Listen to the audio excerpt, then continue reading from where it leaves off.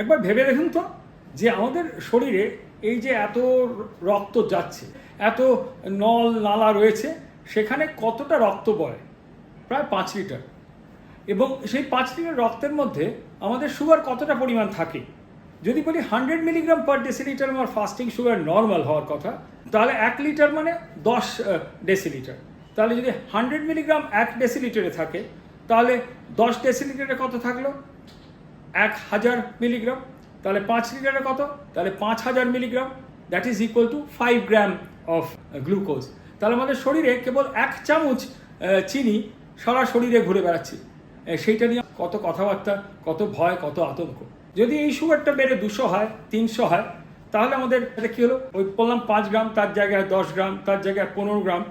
এটা মানে 1 গ্রাম কার্বোহাইড্রেট, 1 গ্রাম গ্লুকোজ থেকে ক্যালোরি হচ্ছে 4 ক্যালোরি বেরোয়। তাহলে যদি 5 গ্রাম আমার রক্তে সুগার থাকে, তাহলে টেকনিক্যালি আমার কিন্তু প্রায় 20-র কাছাকাছি ক্যালোরি ওই রক্তে কেবল এনার্জিটা ঘোরাঘুরি করছে।